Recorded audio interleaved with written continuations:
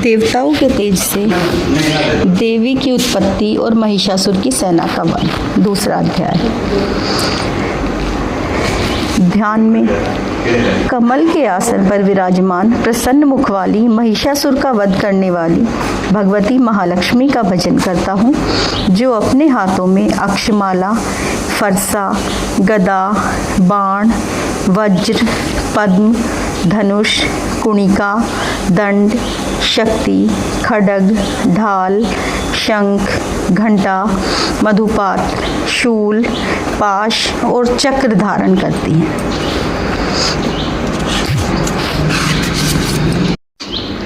यह सब मिलकर देवी का स्वरूप बनाता है। ऋषि बोले, पूर्व काल में देवताओं और असुरों में पूरे 100 साल तक संग्राम हुआ था। इसमें असुरों का सेनापति महिषासुर था और देवताओं के नायक इंद्र। इस युद्ध में देवताओं की सेना महाबली असुरों से पराजित हो गई। संपूर्ण देवताओं को जीतकर महिषासुर इंद्र बन बैठा। तब परास्त देवता प्रजापति ब्रह्मा जी को आगे करके उस स्थान पर गए जहां भगवान शंकर और विष्णु विराजमान थे। देवताओं ने महिषासुर के पराक्रम तथा अपनी पराजय का पूर्ण वृतांत उन दोनों देवेश्वरों से विस्तार पूर्वक सुनाया। वे बोले, भगवान महिषासुर सूर्य, इंद्र, अग्नि, यम, वरुण, वायु, चंद्रमा तथा अन्य देवताओं में भी अधिकार छीनकर सव्य ही अपने सबका अधिष्ठाता बन बैठा है। उस दुरात्मा महिष ने समस्त देवताओं को स्वर्ग से निकाल दिया है। अब वे मनुष्यों की भांति पृथ्वी पर विचरते हैं। दैत्यों की ये सारी करतूतें हमने आप लोगों को कह सुनाई। अब हम आपकी ही शरण में आए हैं। उसके वध का कोई उपाय सोचिए।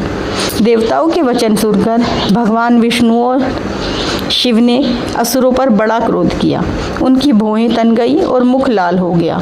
तब अत्यंत क्रोध में भरे हुए चक्रपाणी श्री विष्णु के मुख से एक महान तेज प्रकट हुआ। इसी के प्रकार ब्रह्मा, शंकर और इंद्र आदि दूसरे देवताओं के शरीर से भी बड़ा भारी तेज निकला। वह सब मिलकर एक हो गया। महान तेज का पुंज चमकता हुआ पर्वत सा जान पड़ा। देवताओं ने देखा, वहां उनकी ज्वालाएं संपूर्ण दिशाओं में फैल रही थी। संपूर्ण देवताओं के शरीर से प्रकट हुए उस तेज की कहीं तुलना नहीं थी। एकत्र होने पर वह एक नारी के रूप में परिणित हो गया और अपने प्रकाश से तीनों लोगों को व्याप्त जान पड़ा। भगवान शंकर का जो तेज था, उससे उस देवी का मुख प्रकट हुआ। यमराज के तेज से उसके सिर के बाल निकल आए और विष्णु भगवान के तेज से उसकी भुजाएं पैदा हुई। चंद्रमा के तेज से दोनों स्तनों और इंद्र के तेज से मध्य भाग का प्रादुर्भाव हुआ। वरुण के तेज से जंघा और पिंडली तथा पृथ्वी के तेज से नितंब भाग प्रकट हुआ। ब्रह्मा के तेज से दोनों चरण, सूर्य के तेज से उनकी उंगलियां, वसुओं के तेज से हाथों की उंगलियां और कुबेर के तेज से नासिका प्रकट हुई। उस देवी के दांत प्रजापति के तेज से तथा तीनों नेत्र अग्नि के तेज से प्रकट हुए। उसकी भौहें संध्या के और कान वायु के तेज से उत्पन्न हुए। इसी प्रकार अन्य देवताओं के तेज से भी इस कल्याणमयी देवी का आविर्भाव हुआ। इसके बाद देवताओं के तेज पुंज से प्रकट हुई देवी को देखकर महिषासुर के सताए हुए देवता बहुत प्रसन्न हुए। पिनाकधारी भगवान शंकर ने अपने शूल से एक शूल निकालकर उन्हें दिया और फिर भगवान विष्णु ने भी चक्र से चक्र उत्पन्न करके भगवती को अर्पण किया। विष्णु ने भी शंख भेंट किया। अग्नि ने उन्हें शक्ति दी तथा वायु ने धनुष और बाण से भरे 2 तरकश प्रदान किए। हजारों नेत्रों वाले देवराज इंद्र ने अपने वज्र से वज्र उत्पन्न करके दिया। ऐरावत हाथी से उतारकर एक घंटा भी प्रदान किया। यमराज ने कालदंड से दंड, वरुण ने पाश, प्रजापति ने स्फुटिकाक्ष की माला, ब्रह्मा जी ने कमंडल, सूर्य ने देवी के समस्त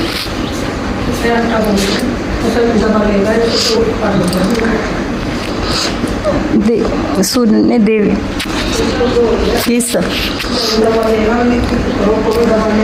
रोग कूपों पर अपनी किरणों से तेज भर दिया। काल ने उन्हें चमकती हुई ढाल व तलवार दी, क्षीर समुद्र में उज्ज्वल हार और कभी न फटने वाले 2 दिव्य वस्त्र भेंट किए।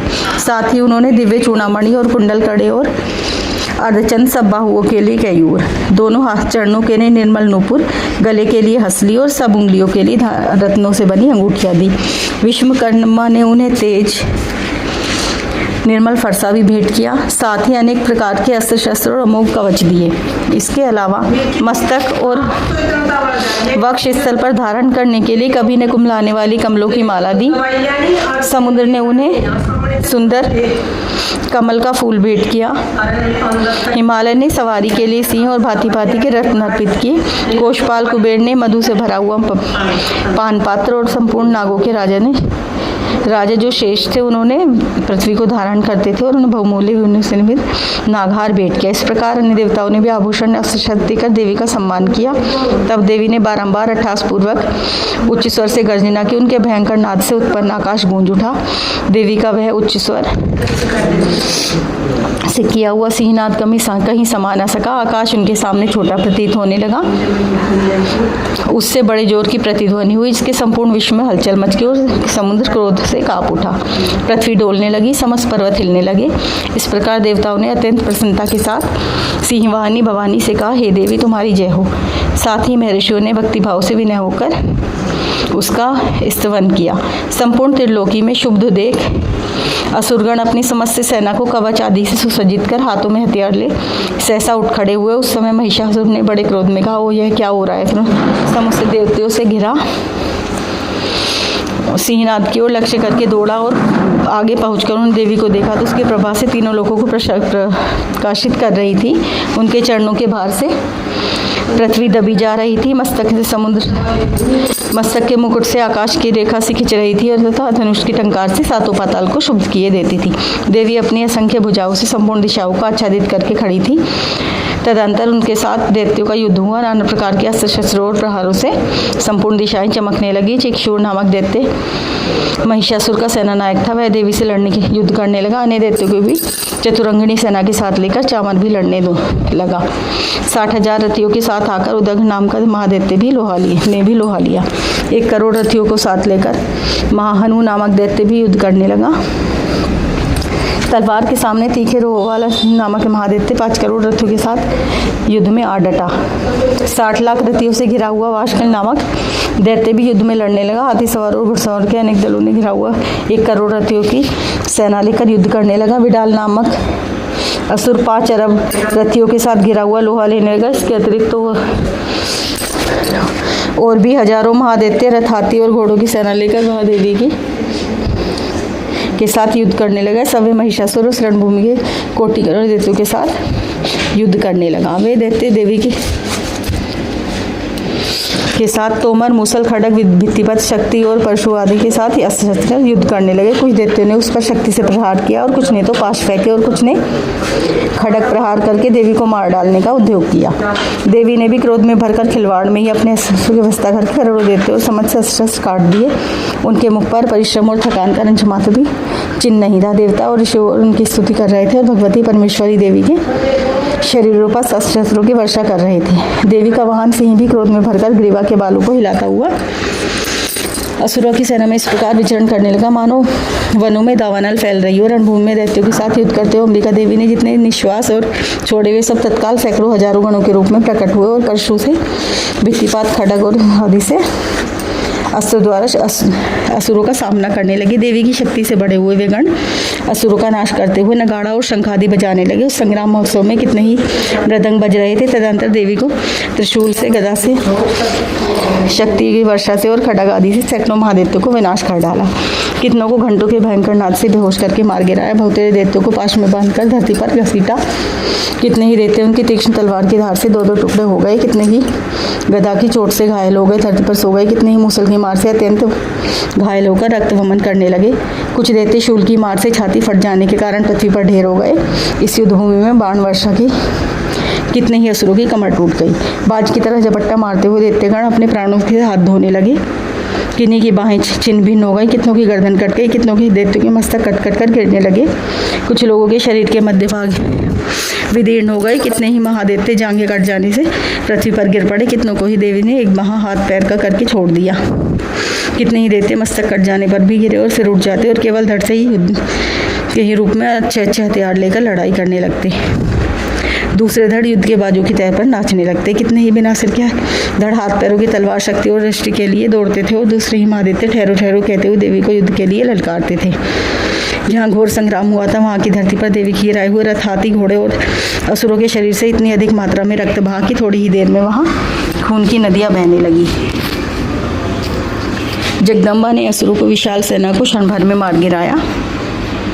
ठीक उसी तरह जैसे तृण को काट की भरी हुई ढेर की आग में कुछ क्षणों में भस्म कर देती और वहीं सिंह की गर्दन भी बालों को हिला हिला कर जोर से गर्जना करता हुआ दैत्यों के शरीर से मानो उनके प्राण चुन लेता था। वह देवी के गणों को भी उनके महादैत्यों के साथ ऐसे युद्ध किया जिससे कि देवतागण उन पर आकाश की से पुण्यवृष्टि करने लगे और उन सबसे बहुत संतुष्ट हुए।